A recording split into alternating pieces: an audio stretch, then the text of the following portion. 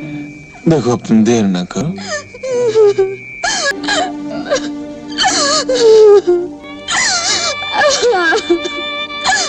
दोस्तों, हमारी बॉलीवुड इंडस्ट्री में विवाद तो चलते ही रहते हैं। एक्टर, एक्ट्रेसेस, म्यूजिक डायरेक्टर और कॉपीराइट को लेकर हंगामा होता रहता है।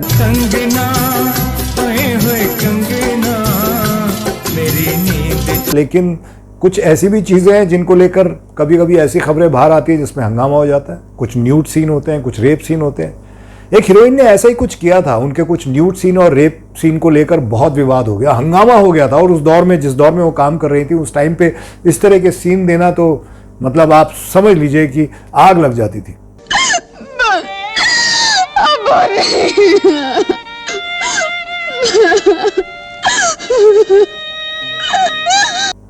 इसके बाद मतलब सीन ही नहीं किया, उन्होंने आगे भी ऐसा कुछ कर डाला जिसकी गूंज इंडिया ही नहीं बल्कि बाहर भी पहुंच गई, ब्रिटेन में भी सुनाई पड़ने लगी।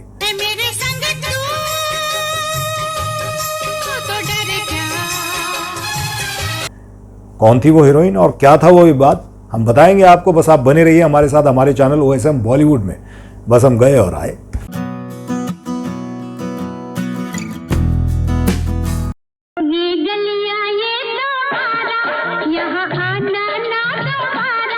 नमस्कार दोस्तों, आप देख रहे हैं OSM बॉलीवुड और मैं हूं आपका होस्ट, आपका दोस्त अफजल खान।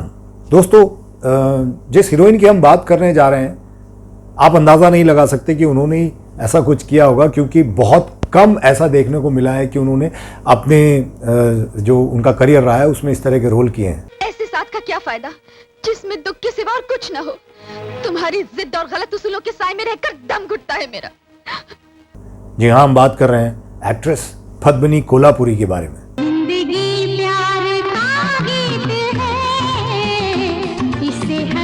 दोस्तों, पद्मिनी कोल्हापुरी बॉलीवुड की सुपरहिट एक्ट्रेस में शुमार थी।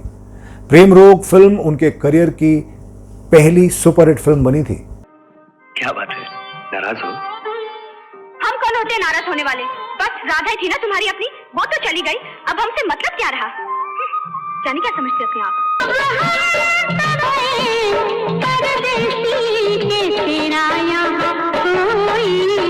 इस फिल्म में उन्होंने बहुत खूबसूरत काम किया था। इस फिल्म से पद्मिनी की गिनती 80 के दशक की टॉप हीरोइंस में होने लगी थी।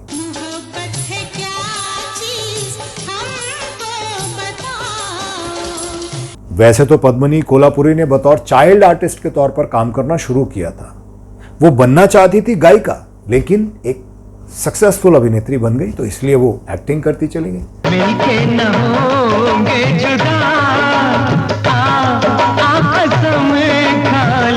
उन्होंने अपने बेहतरीन अभिनय के बल पर दर्शकों का दिल तो लूटा ही था, लेकिन न्यूड सीन और रेप सीन देकर उन्होंने तहलका मचा दिया था। अपने करियर के शुरुआत में ही उन्होंने 1980 में रिलीज हुई फिल्म गहराई में एक न्यूड सीन देकर तहलका मचा दिया। इसके बाद BR चोपड़ा की फिल्म इंसाफ का तराजू में बलात्कार के सीन में उन्होंने बवाल मचा दिया। इसमें राज बब्बर ने काम किया था। राज बब्बर जिस तरह से बोलते थे, हिंदुस्तान की 70 करोड़ जनता जानती है मैं किस नीयत का आदमी हूं। आज तुम बहुत मुश्किल से हाथ आई हो, जाने नहीं दूंगा। उठाओ ना, वहां से यहाँ तक चलकर बताओ। अगर यूं कहें कि विवादों से उनका नाता चोली दामन का रहा है तो गलत नहीं होगा। बाली उम्र में उन्होंने कुछ ऐसी फिल्में कर डाली जो उनकी उम्र से कहीं और आगे की चीज थी, और बॉलीवुड के लिहाज से वो काफी बोल्ड थी। उनकी शुरुआती फिल्मों में उनके बोल्ड सीन की वजह से लोग उन्हें बोल्ड एक्ट्रेस के रूप में देखने लगे थे और इसी रूप में एक्सेप्ट करते थे, लालायित हो जाते थे उनको देखकर कि हाँ, अब तो शायद ऐसा ही कुछ देखने को मिलेगा।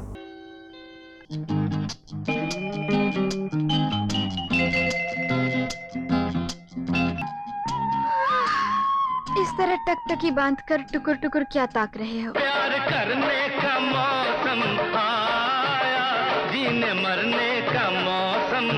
दोस्तों, 1980 में आई पद्मिनी कोल्हापुरी की फिल्म इंसाफ का तराजू जब आई थी तो जबरदस्त विवाद और हंगामा हो गया।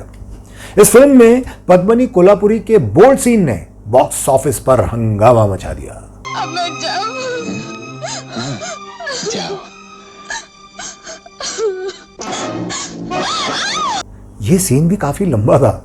एक तरह इस फिल्म को देखने के लिए थिएटर के बाहर दर्शकों की लंबी लाइन लगने लगी थी। उस टाइम पे इस तरह का न्यूड सीन बहुत मुश्किल से देखने को मिलता था।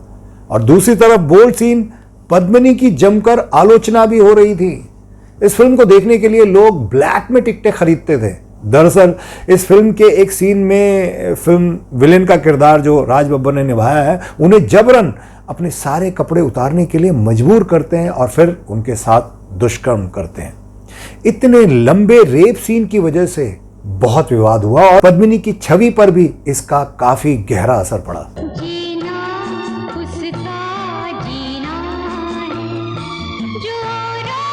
लेकिन ये फिल्म ऐसी थी कि इसमें जो कलाकार थे उन्होंने बहुत अच्छा अभिनय किया था। विवादों के बावजूद फिल्म का जो गंभीर गहरा विषय था उसकी वजह से फिल्म कामयाब रही और फिल्म को देखने के लिए सिनेमा घरों में लाइन लग गई, क्योंकि फिल्म का विषय और ट्रीटमेंट दोनों ही बेहतरीन थे।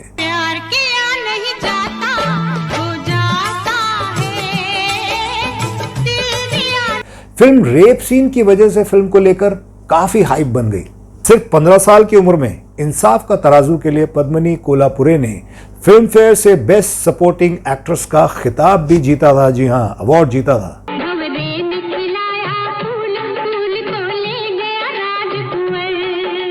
दोस्तों, उनको लेकर सबसे ज्यादा विवाद और हंगामा तब हुआ जब उन्होंने ब्रिटेन के प्रिंस चार्ल्स को खुलेआम चूम लिया। ये बात 1980 की है, जब प्रिंस चार्ल्स भारत दौरे पर आए थे। उन्होंने अचानक बॉलीवुड फिल्मों की शूटिंग देखने का मन बनाया और उन्होंने कहा कि मैं फिल्म की शूटिंग देखना चाहता हूं। तब प्रिंस चार्ल्स को मुंबई के एक स्टूडियो में ले जाया गया। स्टूडियो था राजकमल स्टूडियो, जहां पद्मिनी कोल्हापुरे फिल्म आहिस्ता आहिस्ता की शूटिंग कर रही थी। उनके आने की बात पता चली तो वो खुद प्रिंस चार्ल्स से मिलने पहुंच गई। उस वक्त वहां पर अभिनेत्री शशि कला भी सेट पर मौजूद थी। यहां शशि कला ने प्रिंस चार्ल्स की आरती उतारी और पद्मिनी कोल्हापुरी ने उन्हें गाल पर किस किया और उन्हें माला पहनाई। लेकिन प्रिंस चार्ल्स को इस तरह से किस करने से हंगामा बन गया। उन दिनों भारत में किसी एक्ट्रेस का यूं किसी को किस कर लेना कोई आम बात नहीं मानी जाती थी। ये वो दौर था भाई जब फिल्मों में भी किसिंग सीन में फूलों को एक दूसरे से टकराते हुए दिखाया जाता था। अब ऐसे दौर में बात का बतंगड़ बनना तो लाजमी था। ऊपर से उस वक्त प्रिंस चार्ल्स की शादी भी नहीं हुई थी। ये बात लोगों के बीच इस तरह से फैली कि ब्रिटेन तक जा पहुंची। ये सारी बातें पद्मिनी कोल्हापुरी के लिए एक सिरदर्द बन गई और उन्होंने एक इंटरव्यू में इसका जिक्र भी किया था कि भाई इस किस के चलते उन्हें बहुत शर्मिंदगी महसूस करनी पड़ी थी। अभिनेत्री ने कहा था कि इस घटना के बाद एक बार मेरा ब्रिटेन जाना हुआ। वहां इमिग्रेशन ऑफिसर ने मुझसे पूछ लिया था कि आप वही है ना जिन्होंने प्रिंस चार्ल्स को किस किया था। अब ये बात उस वक्त पद्मिनी को एम्बैरेसिंग लग रही थी, उन्हें बड़ा एम्बैरेसिंग फील हुआ। उन्होंने इंटरव्यू में कहा भी था कि ये बस गाल पर एक किस था भाई, जो विदेशों में कोई बहुत बड़ी बात नहीं होती है, मगर मीडिया ने तो इसमें कुछ और ही निकाल लिया। ऐसा क्या हो गया?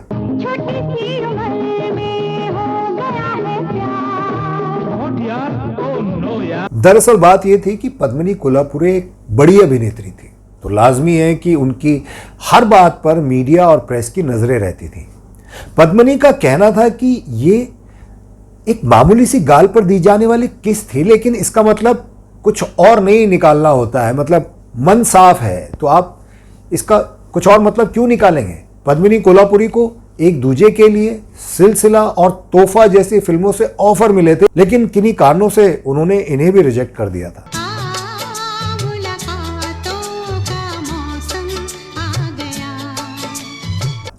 एनीवे, आगे चलकर पद्मिनी कोल्हापुरी ने बहुत बड़े बड़े स्टार्स के साथ काम किया और बहुत अच्छी अच्छी फिल्में की हैं। फिलहाल आजकल तो वो मराठी और दूसरी फिल्मों में सपोर्टिंग रोल करती नजर आती है। पद्मिनी ने बॉलीवुड में एक से बढ़कर एक सुपरहिट फिल्में दी हैं। बताते हैं कि उन्हें राम तेरी गंगा मैली में भी मुख्य भूमिका निभाने का ऑफर मिला था, लेकिन फिर वही बात है कि ऑलरेडी इतनी बदनाम हो गई थी कि कोई भी बोल्ड सीन करने के कारण उन्होंने इस फिल्म में भी काम करने से मना कर दिया।